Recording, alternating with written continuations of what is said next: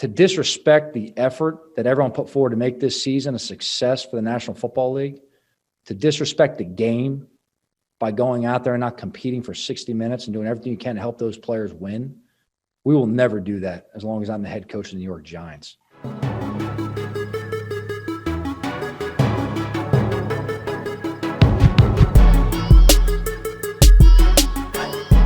Bonjour à tous, bienvenue sur New York Giants FR. Nous avons battu les Cowboys de Dallas. Ça fait du bien, autant de bien que quand on avait battu les Eagles. C'est un peu la même chose que j'ai ressenti. Mais c'était ascenseur émotionnel, évidemment, puisqu'on espérait pouvoir obtenir la qualification. Ça n'a pas été le cas. Et on va en parler dans un instant. Je suis comme d'habitude avec Thiergo. Comment vas-tu, mon cher Thiergo ? Bah écoute, ça va. Battre les Cowboys, c'est déjà plus un challenge que battre les Eagles, puisqu'ils se battent tout seuls, mais je pense qu'on en parlera un peu plus tard dans le programme.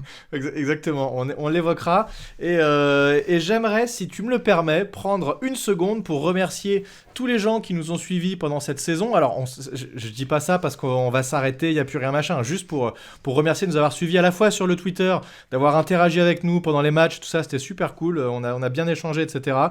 Et également ceux qui ont écouté le podcast et qui ont réagi, partagé, etc. Et j'aimerais citer quelques personnes, quelques noms comme ça que j'ai retrouvés, des gens sur Twitter.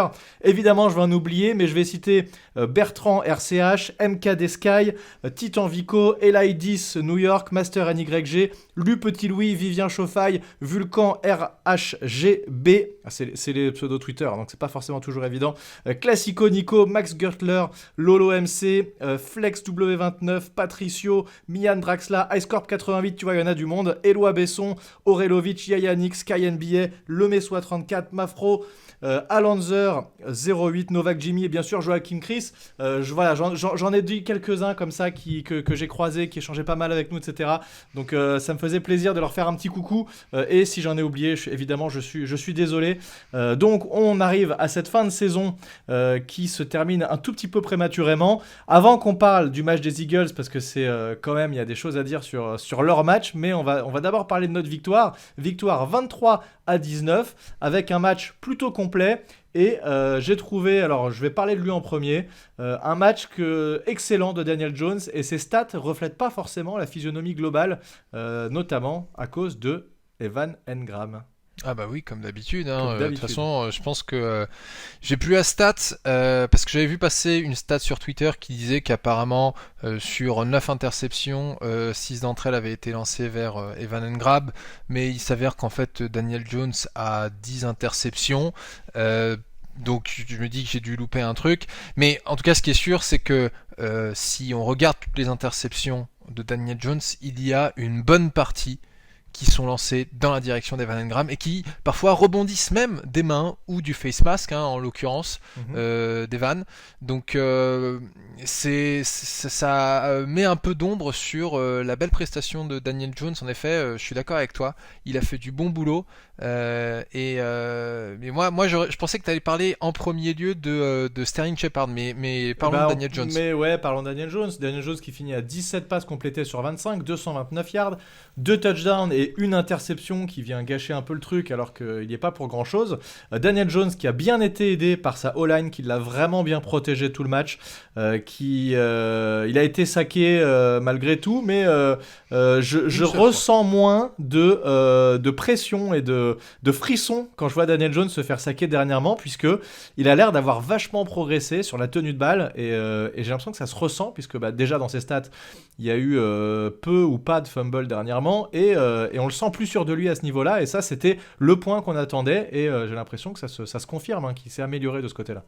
Ouais, je pense qu'en fait il y a eu de l'amélioration chez Daniel Jones sur la sécurité du ballon. Mais je pense aussi que l'amélioration de la ligne offensive en cours de saison et il faudrait être soit complètement de mauvaise foi, soit être aveugle pour ne pas reconnaître le progrès qu'a fait cette ligne offensive depuis le milieu de saison, sans dire qu'elle est parfaite. Ça aide parce que il sait que il va pas se faire saquer dans la seconde et demie qui a suivi le snap, et tu le sens, tu sens qu'il a un peu plus de courage à rester derrière ces 5 gars-là, qu'il prend pas ses jambes à son cou. il peut plus tellement le faire à cause de sa blessure, mais bon, il bouge un peu mieux qu'il y a quelques semaines. Ouais, et bien meilleur aussi sur ses choix de passes. Il force plus de passes, ça c'est fini. Sur les dernières fois où il a joué, franchement, à part ce match où il était vraiment blessé, où là c'était très compliqué, je l'ai trouvé en nette progression. Cette deuxième partie de saison, il était vraiment en nette progression. C'était assez évident, avec des passes assez improbables, extrêmement précises. Danny Dimes, c'est pas venu de nulle part. Notamment ce touchdown sur Dante Pettis qui est parfaitement lancé. Et la passe où il se fait intercepter sur Evan Engram, elle est incroyable. On est en troisième et longue, il envoie une passe superbe, ou deuxième et longue, une passe superbe entre les joueurs de la défense ah non, pardon. Je confonds puisqu'il y a eu 2 drops assez violents de Evan Engram. Il y a le drop qui se transforme en interception, mais à un moment on est en deuxième ou troisième et longue et il envoie une passe incroyable et là elle est droppée encore, alors pas interceptée mais c'est juste derrière, c'est le drive suivant et Evan Engram qui gâche encore tout. Donc 17 sur 25. Je l'avais dit d'ailleurs pour ceux qui me suivent sur Twitter, j'étais en train de suivre le match où en fait je vois très bien cette série offensive dont tu parles, où il a fait une superbe passe à droite à Darius Slayton, puis une superbe passe à gauche à Sterling Shepard, et là j'ai dit manquerait plus qu'une passe à Evan Engram qui soit droppée histoire de gâcher le drive. Qu'est-ce qui s'est passé? Une passe droppée. En fait j'ai pas envie de dire que je suis devin, c'était tellement évident que ça allait arriver parce que c'est ce qui se passe avec Evan Engram, mais ouais, globalement il a bien terminé sa saison. Ouais, complètement. Et donc Evan Engram qui était encore en deçà comme d'habitude, j'espère qu'on ne le reverra pas la saison prochaine, mais ça on le dit à chaque fois. Et autre chose qu'on dit à chaque fois, Sterling Shepard, l'assurance tout risque, 8 réceptions sur 10 passes lancées, 112 yards, un touchdown à la passe, un touchdown à la course. Et il nous fait tout, Sterling Shepard, ça a été le café. Il nous a vraiment manqué en début de saison. Et on l'avait dit, le match où il est revenu, on avait dit ça fait du bien d'avoir Sterling Shepard de retour, ça change vraiment. C'est juste évident, ce mec. Et surtout dans le slot, il est excellent. Ouais. Mais d'ailleurs, la progression de Daniel Jones est liée aussi au retour de Sterling Shepard. Il n'y a pas de mystère. Sterling Shepard, il était capable de lui envoyer des passes assez compliquées et Shepard était là pour les attraper. C'est un bon route runner. C'est pas le gars le plus rapide, c'est pas le plus fort, mais en fait il sait se démarquer et pour un quarterback, c'est ce qu'il faut quoi. Surtout un jeune quarterback qui a du mal à trouver une fenêtre de tir. Et il y avait vraiment des moments en début de saison où en fait les gens disaient Daniel Jones il garde le ballon trop longtemps, Daniel Jones il envoie des interceptions. Oui, mais Daniel Jones il avait aucun joueur de démarqué. Il avait un Darius Slayton qui se faisait éteindre par des cornerbacks 1, il avait un Evan Engram qui avait des mains savonneuses, et puis après il avait des no-name receivers. Donc heureusement que Sterling Shepard Golden Tate quand il avait envie. Je l'avais oublié d'ailleurs. Oui, parce qu'il a pas joué depuis 2 matchs et puis on le reverra sûrement plus. Donc voilà. En tout cas, encore une fois, un wide receiver 1, ça va être extrêmement important pendant cette intersaison. On peut parler également. Alors Alfred Morris, pas trop, le running back qui lui il a flambé sur 2-3 matchs, mais depuis il est quand même je le trouve assez lourd, assez pâteau et pas vraiment explosif. Par contre, Wayne Gallman, lui, explosif, voire un peu trop. Puisque au début du match il nous provoque un fumble alors qu'on était plutôt pas mal. Il provoque un fumble parce que en fait sa technique est assez mauvaise sur le hand-off, le moment où le quarterback lui remet le ballon. En fait il a les bras trop resserrés et Daniel Jones lui met et tape sur son bras alors que le ballon est censé taper sur le numéro et le running back est censé refermer les bras sur le ballon. Donc là ça a provoqué un fumble et ce c'est fumble une erreur en de toute training camp. C'est ce que je disais sur Twitter. Pourtant, il en a pas fait pendant la saison, mais... Non, mais en fait, quand je dis que c'est une erreur de training camp, c'est si vous avez déjà regardé Hard Knocks, c'est là qu'on se rend compte en fait que la technique du snap et la technique de l'échange entre quarterback et running back, c'est pas quelque chose d'acquis, c'est pas quelque chose de facile, c'est au contraire très complexe, et on voit les coachs qui s'énervent sur leurs joueurs parce qu'ils n'arrivent pas à faire le truc, et normalement en training camp tu peux faire des erreurs comme ça, mais après t'es censé, c'est bon là, c'est fini, et faire ça en semaine 17 pour un vétéran comme Wayne Gallman, je me suis dit mais waouh, qu'est-ce qui s'est passé? Non, mais t'as raison, c'est beaucoup d'entraînement, ça, de faire des remises. On a l'impression que c'est effectivement le truc simple. Alors, c'est moins compliqué que de faire une passe à 60 yards dans les mains d'un receveur, mais ça demande beaucoup d'automatisme entre le quarterback et le running back. Et effectivement, ça va assez vite et il faut pas se louper. Il fait aussi un deuxième fumble en toute fin de match où alors il suffisait de gagner le first down et de se coucher et il gagne le first down. Il a moyen d'ailleurs de gagner largement plus derrière au final s'il fait pas ce fumble. J'ai l'impression qu'il se relâche un peu quand il voit qu'il a le first down et que le match est gagné. Ouais, c'est vrai. Et là, tout seul, il s'en mêle et le ballon tombe. Alors finalement, il s'assoit dessus et il arrive à le récupérer. But recovery fumble. Oui, non, mais attends, tu sais que j'ai eu peur parce que. Moi aussi. Là, déjà que on avait un Evan Engram qui nous a permis, en fait, qui a permis aux Cowboys de remonter de 11 points, parce que si on rappelle rapidement en 2 mots la physionomie du match, on a marqué sur notre premier drive, et puis après, à part quelques field goals, on faisait pas grand chose. Il y a eu le fumble, voilà.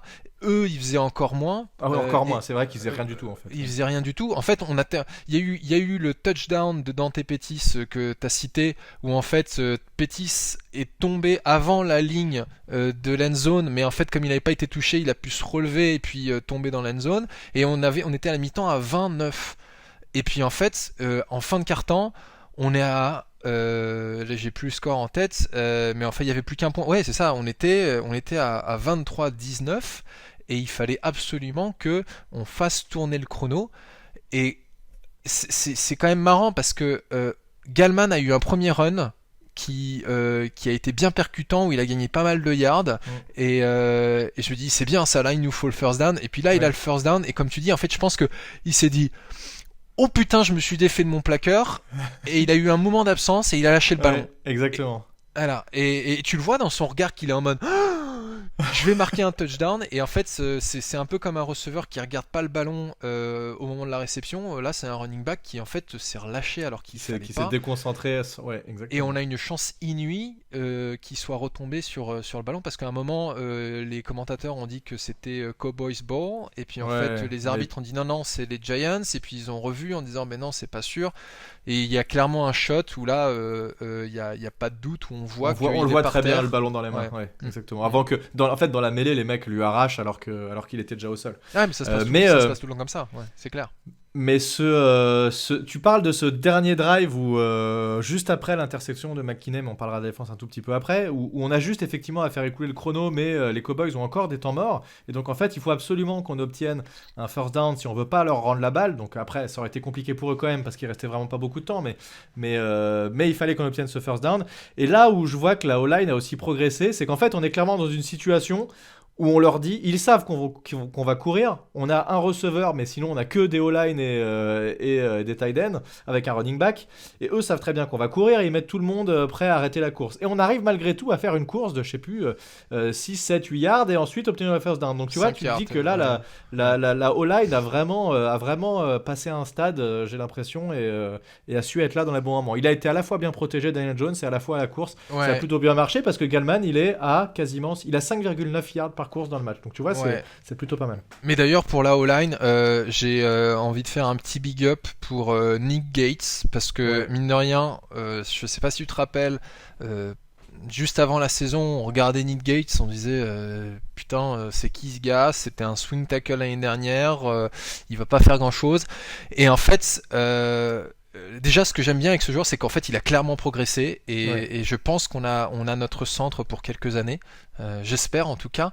Et puis surtout moi j'adore son état d'esprit, en mode je me laisse pas faire quoi. J'allais dire ça, c'est tu fais pas chier mon pote, un mec qui touche quelqu'un, t'as Nick Gates qui est là, qui est prêt en découte, tu vois. Exactement, il est là pour mettre des taquets. Et d'ailleurs en fait c'est marrant, en début de saison, quand il a fait face au dieu défensif Aaron Donald, qui va être un first ballot Hall of Fame, qui va être Hall of Famer dès qu'il sera éligible dans de nombreuses années, et ben il s'est pas démonté, il lui a tenu tête, et en fait toute la saison il nous a montré que putain, en fait il me rappelle un Chris Nee ou même un Rich Seuber, enfin voilà, il a la niaque ce gars. Non, mais ça fait plaisir, je suis d'accord. Et le centre, c'est important parce que c'est vraiment le cœur de cette ligne offensive. Et le centre doit souvent ajuster les blocs sur la ligne. Donc, c'est aussi normal qu'il ait mis du temps à se lancer parce que c'est un métier un peu d'expérience. Et du coup, c'est pas étonnant qu'il ait mis un peu de temps. Mais globalement, le reste de cette O-line a quand même aussi progressé. Et notamment Thomas, hein, qui lui a vraiment beaucoup progressé tout au long de cette année et qui devient une vraie valeur sûre pour cette ligne offensive. Voilà. Est-ce qu'il y a d'autres choses que tu veux ajouter sur cette attaque? Si, play calling aussi bien meilleur, une fois n'est pas coutume. Je l'assassinais la semaine dernière et je l'ai trouvé meilleur sur ce match-là, avec plus de passes longues. Le touchdown sur Pettis notamment, il a plus osé lancer des passes à droite, à gauche, plus diversifié. Cette pseudo reverse jet sweep sur le touchdown de Shepard. Donc c'était voilà, j'ai trouvé ce match beaucoup plus complet pour l'attaque. Ouais, non, clairement un match plus complet. Enfin, c'est pour ça en fait que je trouverais dommage que Jason Garrett parte, soit qu'on le vire, soit qu'il parte pour un autre poste, hein, puisque apparemment il est candidat pour certains postes de. Il a été appelé. Il a été appelé par les Chargers. Comme Graham d'ailleurs. Ouais. Ça fait moins plaisir, Graham. Hein. Autant je pourrais me remettre d'un départ de Garrett, même si j'ai été quelqu'un qui l'a défendu. Qui l'a défendu et qui dit qu'il fallait qu'on le garde pour le bien de Daniel Jones. Mais bon, je m'en remettrai, mais Graham, ça risque d'être un peu plus difficile. Mais voilà. Non, la dernière chose que je dirais en attaque, c'est que Evan Engram nous a montré clairement que on n'a pas de tight end. Un tight end en fait c'est quelqu'un qui est censé être justement une menace en red zone, être une valeur sûre pour un quarterback, et il a été tout simplement tout le contraire. Ça me fait de la peine pour lui parce que c'est un type qui est quand même à chaque fois que tu le vois en interview, il a l'air vraiment super sympa, et puis tout le monde dit que c'est un gros bosseur, mais parfois tu peux bosser énormément et juste pas arriver à performer. Tu sais, ça peut être un blocage psychologique. Hein, ouais. Mais ça se trouve, si on lâche si on lâche Engram, et qui trouve un autre coach qui en fait arrive à débloquer ce potentiel-là. On risque de s'en mordre les doigts, mais c'est pas grave, c'est trop tard. Il a grillé son. On l'a dit plusieurs fois sur plusieurs podcasts. On n'en tirera rien chez les Giants, donc il faut passer à autre chose. Je suis d'accord. Et donc on parlait de Graham, cette défense qui a été extrêmement impressionnante tout le match. Alors en première mi-temps, on les a éteints complètement, les Cowboys. Ils ont absolument rien fait. En deuxième mi-temps aussi. Hein. En fait, en deuxième mi-temps, on les a globalement, éteints, après, leur jeu de passe a commencé à rentrer un peu plus en deuxième mi-temps. Mais globalement, on a eu un Ezekiel Elliott qui a 3 yards par course. Il a 14 courses, 42 yards. Le meilleur coureur des Cowboys, c'est Andy Dalton, qui a 7 courses, 48 yards. C'était difficile de s'y attendre. Mais surtout, moi, j'avais annoncé sur le Twitter, j'avais dit ça va être chaud parce qu'ils ont, au niveau receveur, ils ont Amari Cooper, CeeDee Lamb et Michael Gallup. Et ils ont fait 41, 43 et 49 yards respectivement. Donc, cette défense sans vrai cornerback 2 qui a été assuré par Julian Love, qui a vraiment fait un bon boulot, elle a été, moi je l'ai trouvé vraiment excellente cette défense, et c'est ce qu'on a dit quasiment toute la saison, à part le dernier match, mais sinon c'est grosse satisfaction cette défense tout au long de l'année. Ouais, moi le premier joueur que j'ai envie de citer, c'est Leonard Williams, qui a fait 1, 2, 3 sacs monstrueux.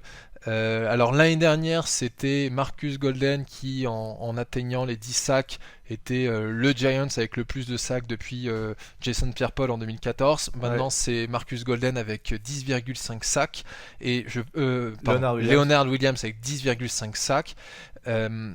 Et en fait, il est juste monstrueux ce gars-là, et il a clairement mérité son contrat. Alors bien entendu, je dis pas qu'il faut lui donner plus qu'un Aaron Donald, mais il mérite aussi proche qu'Aaron Donald.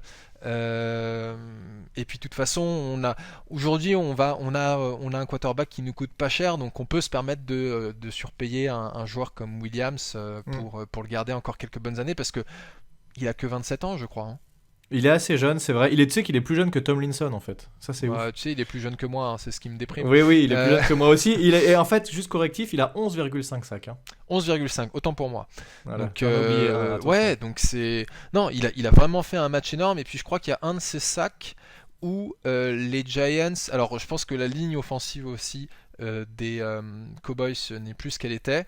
Elle avait clairement l'air faiblarde, mais tu vois, il y a eu, je crois que c'est son deuxième sac où on est, en gros, tout le monde est en couverture et puis il y a que 3 joueurs qui sont en train de rusher le quarterback et il arrive à se défaire de son vis-à-vis et à saquer Whedon.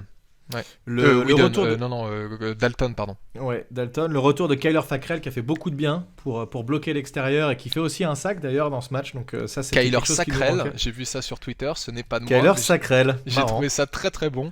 Ouais. Ah bah c'est mon petit chouchou défensif lui. Ouais, c'est vrai que c'était ton chouchou, il s'était blessé, c'était dur pour toi, on te sentait moins bien sur les derniers podcasts et maintenant qu'il est là, t'es revenu au top. Globalement, après je sais pas s'il y a vraiment des joueurs qu'on peut mettre plus en avant, mais moi j'ai trouvé aussi que McKinney maintenant qu'il commence vraiment à prendre des snaps et à vraiment jouer, il est extrêmement intéressant, il a beaucoup joué sur le dernier match, il fait une interception et il est bien placé et je le trouve super vif et rapide en fait. Il arrive à monter rapidement quand il y a des catchs qui se font devant lui, il va au plaquage vite et je pense que ça va être un très bon joueur sur les années à venir pour nous. C'est bonne trouvaille ce McKinney. Alors c'est une trouvaille entre guillemets parce que c'est un deuxième tour de draft donc c'est quand même pas un mec qui vient de nulle part mais ça peut être un joueur très intéressant surtout avec nos autres safety. Niveau safety là on est quand même pas plutôt blindé là. Mais McKinney pour compléter ce que tu dis, alors il fait même 2 interceptions. Bon, il y en a une qui est annulée parce qu'il y a en effet une faute défensive de la part de Jaron Osley. Donc, comme disaient à juste titre les commentateurs, il y aurait certainement pas eu l'interception s'il n'y avait pas eu la faute. Mais une autre action hormis son interception. Attends, de qui tu dis la faute défensive? Il me semble que c'est Jaron Osley qui commet un holding. C'est comment il s'appelle notre corner intérieur là? Attends, je sais même plus comment il s'appelle. Non. Rookie. De UCLA. J'ai pensé Jaron Osley parce que j'ai revu son nom il y a pas longtemps en faisant sur Twitter rapidement une liste des busts qu'on a eu ces dernières années. Oui, c'est le gars de Californie, de UCLA, Darnay Holmes, exactement, voilà. Qui a été aussi très intéressant, qui a joué 25-30 snaps à ce match-là. Mais oui, donc du coup effectivement tu as raison, il a fait finalement 2 interceptions dans ce match. 2 interceptions dont une qui est annulée et puis une action aussi qui m'a marqué, c'est fin de 3e quart-temps, début 4e, les Cowboys sont dans non en fait c'est après justement l'interception à cause d'Evan Engram où en fait ils sont en train de remonter, les Cowboys remontent le terrain, ils ont pas beaucoup à remonter et ils sont dans la red zone et alors il y a une passe de Dalton dans le flat côté gauche. Ah, tout à fait, je vois. Voilà. Exact. Je sais plus si c'est un tight end ou si c'est Ezekiel Elliott. À mon avis, c'est Elliott. Et là, on voit le numéro 29 qui lui fonce dessus. Plaquage pour perte. Et là, je dis, ça, c'est bien. J'avais pas remarqué le 29 tout de suite, mais quand il s'est relevé, que j'ai vu le 29, je me suis dit, c'est bien le rookie. Ça fait plaisir. Donc, il a eu une perte d'actions décisives, dont cette fameuse interception en fin de match qui nous permet en fait de gagner. On le dit encore une fois, mais on a vraiment des vrais playmakers cette année dans cette défense et voilà, on a une défense qui, si on arrive à la conserver pour l'an prochain, peut faire à mon avis très mal. On rajoute 1 ou 2 pièces dedans et ça peut être assez violent. Blake Martinez, alors on fera un podcast puisque la saison est terminée pour nous, donc on pourra faire un bilan de cette saison, on en reparlera, mais Blake Martinez qui arrive à 150 plaquages dans la saison, cumulé, pas solo, mais solo plus assist.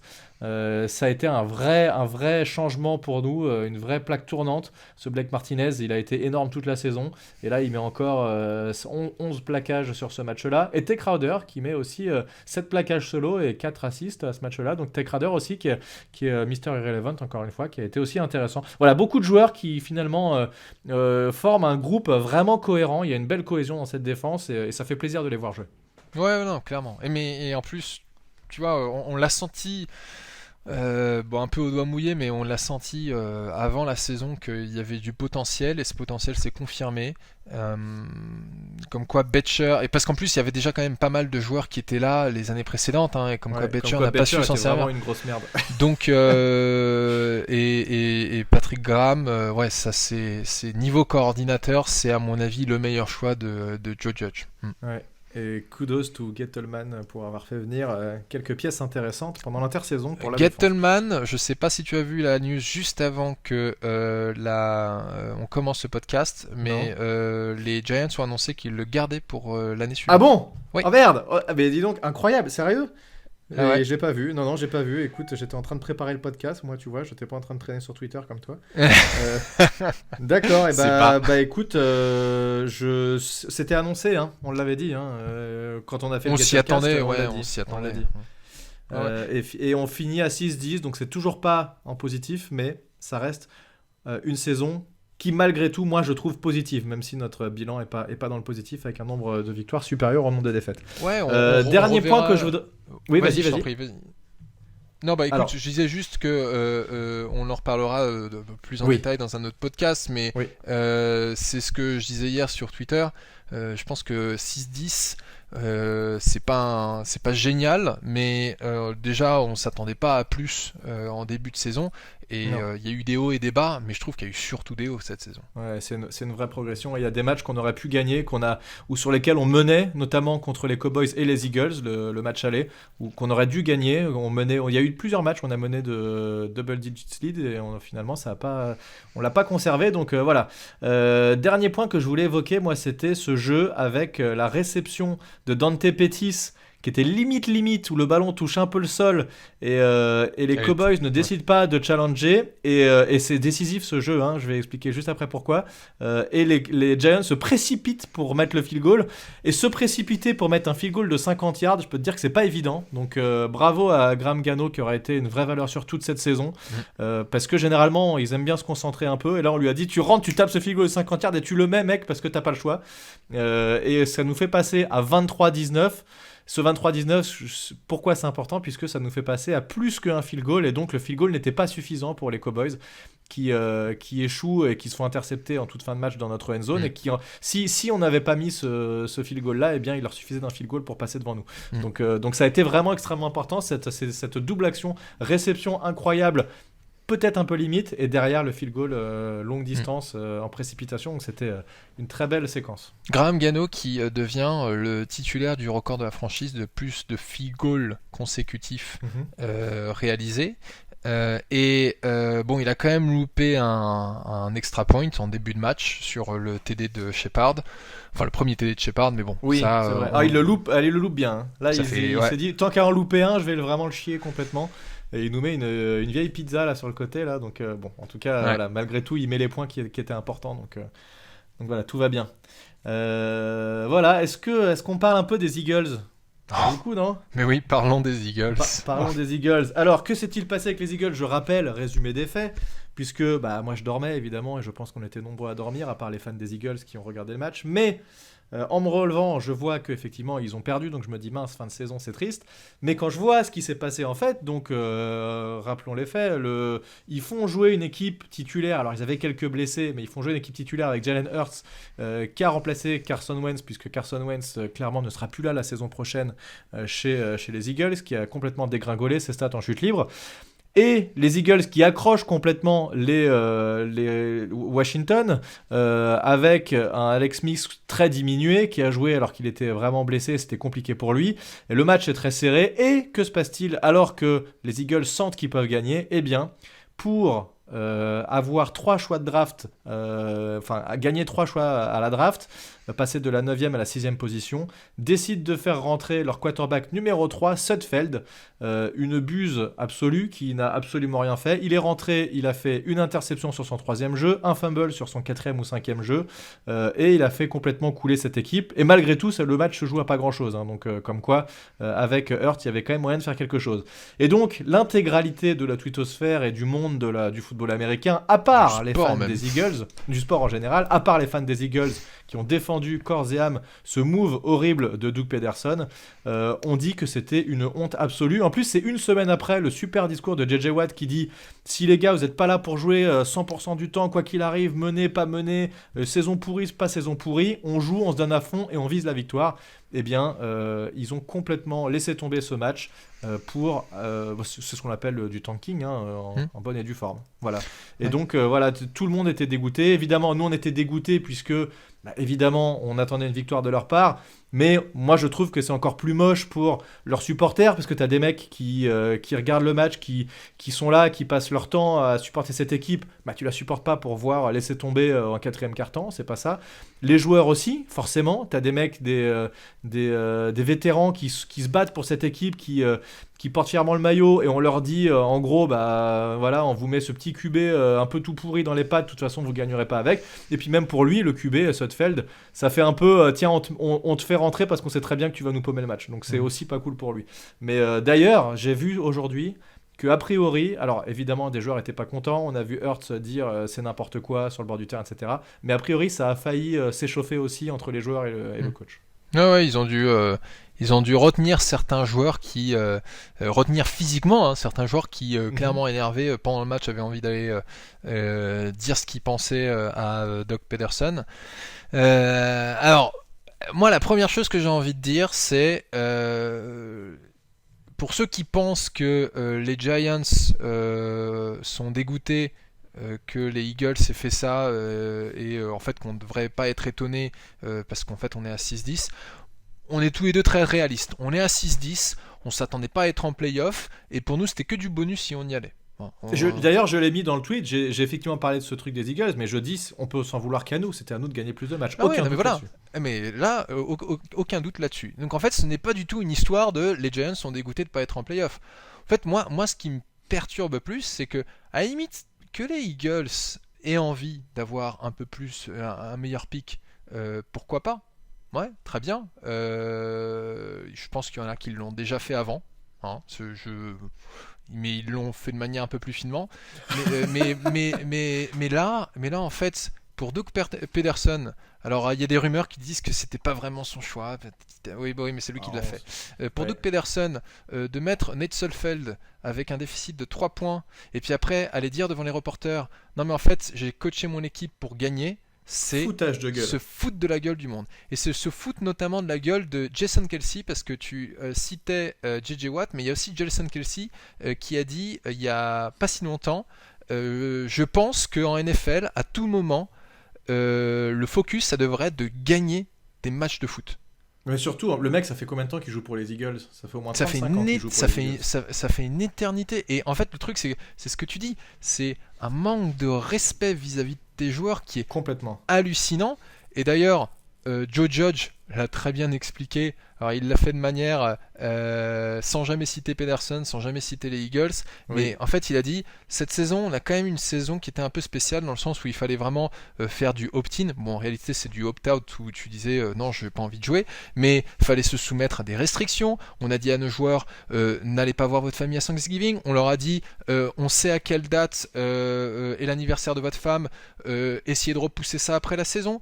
On leur a annulé des entraînements à la dernière minute. On leur a demandé énormément d'efforts, plus que d'habitude, parce que déjà je crois que c'est même pas un joueur pour 1000 joueurs sur 1000 qui va en NFL. Sur les milliers qui jouent au niveau lycée, t'en as 1 sur 1000, voire moins d'1 sur 1000 qui va en NFL. Les stats sont assez folles. C'est hallucinant. Et donc en fait, dire à tous ces gars-là, bon, vous savez là, toutes vos blessures, toute la fonte que vous avez soulevée, on s'en fout, on va le perdre ce match. Et surtout, tu sais, ce qui est assez chaud aussi, c'est qu'en football américain, plus que dans n'importe quel sport, la blessure est vite arrivée. Et donc, demander à des mecs d'être sur le terrain et de risquer à tout moment une blessure, et potentiellement, si on va un peu plus loin, une éventuelle fin de carrière, ça peut arriver à n'importe quel moment. Un mec te marche dessus, il se passe un truc, t'as une cheville en moins, ça peut être fini. Et leur dire, tu fais ça, mais moi je m'en fous, on n'est même pas là pour gagner. Non, mais en fait, si les Eagles n'avaient pas voulu gagner ce match, alors, il ne l'aurait jamais fait, bien entendu. Mais s'il n'avait pas voulu gagner le match, j'aurais pu déclarer forfait, dire on voit pas l'intérêt de jouer ce match-là, on voit pas non plus l'intérêt de mettre en danger la santé de nos joueurs, donc on déclare forfait. Point. De toute façon, par respect pour pour les joueurs par respect, pour les fans par respect, pour l'équipe adverse également. Quand on joue un match, mais dans n'importe quel sport, on le joue à fond. Et j'avais un coach qui me disait ça, c'est aussi du respect quand on mène un match. Si on doit battre une équipe 60-0, on la bat 60-0. C'est pas en mettant d'un coup tous les remplaçants, en arrêtant de jouer, en les laissant marquer des points pour leur faire plaisir qu'on va les respecter. Non, tu les respectes en leur montrant qu'ils n'ont pas le niveau ou quoi que ce soit, mais tu joues à fond quoi qu'il arrive. Et que ce soit dans la victoire ou dans la défaite. Ils l'ont pas du tout fait, loin de là. Et alors après, tu vois, il y aura toujours, mais il y aura justement toujours un débat. On pense notamment à ces matchs qui sont largement menés par des équipes qui vont en fait retirer quelques joueurs clés pour éviter une blessure, ou alors on nous a dit mais regardez les Steelers ils ont retiré Ben Roethlisberger pour le dernier match, mais en fait c'est pas du tout la même chose dans le sens où là en fait les Eagles ont décidé de perdre le match pour avoir un meilleur pick, alors que les Steelers ils ont dit bah en fait nous on va en playoff, on va rien perdre ou rien gagner sur ce match, donc on va éviter une blessure de notre quarterback pour qu'il puisse jouer en playoff parce que c'est plus important quoi. Donc et tu sais, surtout ça passe un mauvais message aux joueurs et ça donne une mauvaise image de l'organisation en général. Et moi je repense je sais pas si tu te rappelles, mais des Dolphins de l'an dernier qui étaient vraiment pas très bons, mais qui sont battus jusqu'au bout et qui commençaient à faire des choses en fin de saison et qui ont jamais lâché l'affaire et qui se battaient vraiment à 100% et qui cette année sont bien revenus et font une très bonne saison. Je sais pas si ça va pas un peu leur trotter dans la tête même la saison prochaine, ce genre de truc où c'est cette mentalité un peu loser, on se laisse vaincre. Tu vois, ça peut marquer un peu les esprits, pas uniquement pour cette saison mais même un peu plus loin. Peut-être pas en début de saison, parce qu'en début de saison tout le monde a la niaque, tout le monde est plein d'enthousiasme. Mais ça se trouve cet incident on n'en parlera plus dans 10 ans parce que les Eagles avec leur 6ème pick ils vont drafter un méga joueur et puis ils vont remporter 5 Super Bowl et là ils vont nous dire vous voyez, et là on pourra juste fermer notre gueule. Moi, est-ce que je sais pas si ça va se passer, mais pour moi ce qui est plus probable, ce qui se passe, c'est que si l'année prochaine ça se passe mal, alors peut-être pas sur le premier mois, peut-être pas sur le deuxième mois, mais à partir du troisième mois, ça va ressortir cette histoire. Pas dans le sens où quelqu'un va dire quelque chose par rapport à cette histoire, mais les joueurs qui étaient dans le vestiaire des Eagles ce dimanche, eh ben peut-être qu'ils auront moins envie de se donner à fond en se disant de toute façon notre saison est foutue, on sait très bien ce que notre management va faire. Pourquoi est-ce que j'irais me blesser pour une équipe qui n'a pas envie de gagner ? Et dans le sens inverse, les adversaires des Eagles, notamment les Giants, auront un surplus de motivation à jouer contre eux en repensant à ça, et ça c'est sûr, hein, il y a des joueurs qui l'ont déjà plus ou moins dit, voilà, ils se sont fait détester toute la NFL, ils sont encore plus fait détester des Giants qui étaient évidemment tous en train de regarder ce match-là, donc je pense que ça risque, le Giants Eagles de l'an prochain, le premier risque d'être sympa, il risque d'avoir un peu de tension, comme il y a eu d'ailleurs, on n'en a pas parlé, mais ce Cowboys Giants là, il y a eu quelques tensions avec quelques gestes plutôt moches de certains joueurs des Cowboys d'ailleurs, il y a eu certaines têtes de cons, mais bon, c'est des rivalités qui sont connues. Alors déjà la rivalité Giants-Eagles est forte, mais alors là ils ont mis de l'huile sur le feu les Eagles avec ça. Ouais, bah écoute, c'est peut-être pas plus mal pour l'avenir de la NFC East. Je pense que globalement cette année pour les 4 équipes de la NFC East est à oublier, parce que j'ai vu un NFL meme où tu vois Wayne Gallman assis sur le ballon sur son butt recovery fumble en disant cette image est l'illustration ultime de ce qu'est la NFC East aujourd'hui, et je suis assez d'accord. En fait on a tous été ridicules, hein. On a tous été ridicules, donc en fait quelque part les Eagles n'avaient pas vraiment besoin d'en rajouter. Je pense qu'ils se sont fait plus de mal qu'autre chose, mais je nous souhaite tous qu'on ait une meilleure saison 2021, et je vais te dire, je souhaite même un peu de succès à la Washington Football Team pour ses playoffs. Peut-être pas pour le Super Bowl, mais s'ils pouvaient mettre un petit taquet à Tom Brady et compagnie, ça me ferait plaisir. Ouais, c'est bon. Très honnêtement, j'y crois pas trop, hein. Si Alex Smith n'est pas revenu à 100%, c'est quand je vois ce qu'ils ont fait contre les Eagles, ça risque d'être compliqué parce que c'était quand même un match pas de très très haut niveau. Voilà, est-ce qu'il y a... Je pense qu'on a fait le tour un peu de ce qu'on voulait dire. Ouais, on a fait le tour. Et tu parlais de Washington, quand même, bravo à eux malgré tout. Hein, c'est une saison pas évidente, ils ont perdu...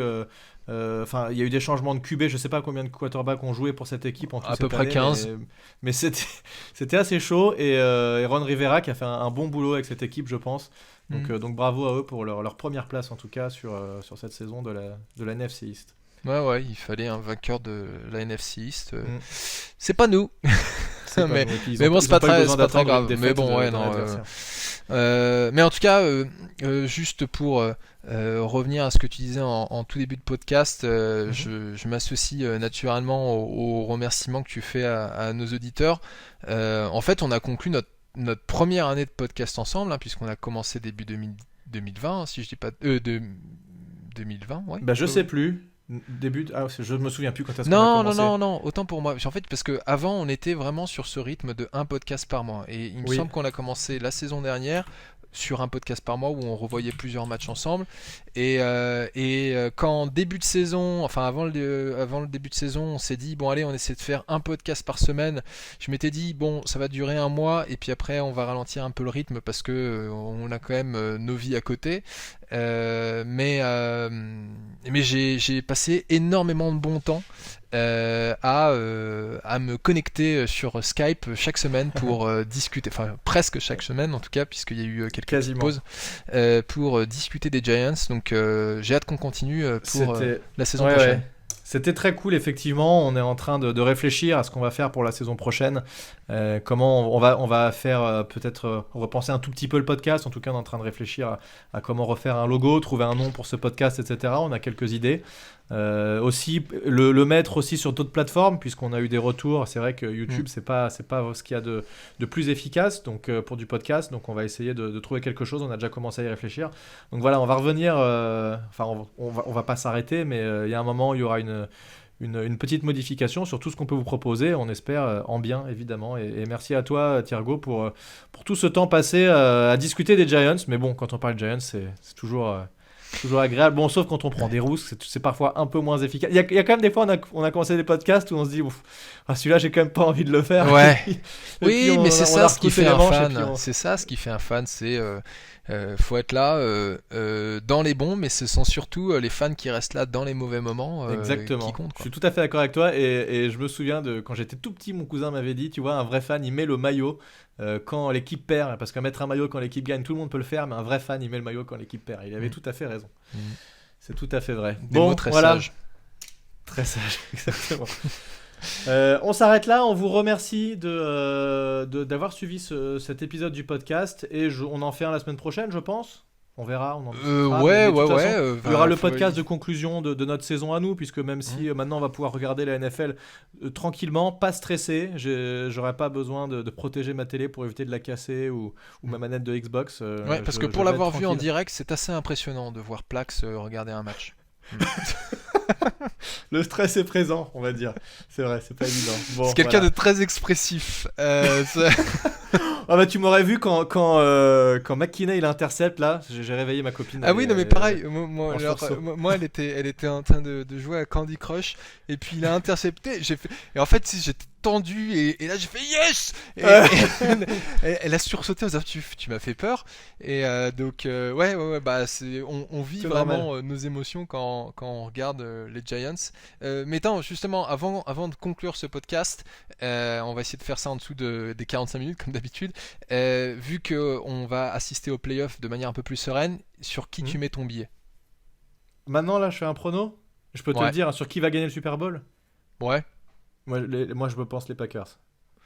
Les Packers. Alors je saurais pas te dire qui va aller au Super Bowl côté NFC, mais j'aimerais beaucoup voir les Bills y arriver. Ah oui. Et pourquoi pas les le Bills gagner, sont impressionnants cette saison. Ils sont franchement impressionnants, et ils sont même marrants à regarder, je trouve. Enfin, j'ai regardé quelques-unes de leurs highlights. Il y a du beau jeu, quoi. Donc et puis mine de rien, ce serait quand même une belle histoire, parce que ils n'ont pas été champions de leur division depuis des siècles, et ils sont allés plusieurs fois au Super Bowl sans jamais le gagner. Pourquoi pas cette fois? Ouais, effectivement. Je pense sur les Packers parce que je sens un Aaron Rodgers des grandes années. Mais oui, t'as raison, c'est effectivement un prétendant tout à fait honnête. Donc je sens un peu Kansas City un tout petit peu moins bien sur les derniers matchs, mais bon, on verra ce que ça va donner. Voilà, on s'arrête là ? Très bien. Ok, merci à tous de nous avoir suivis. À la semaine prochaine pour le prochain podcast. Merci Thiergo, à plus. À la prochaine, ciao.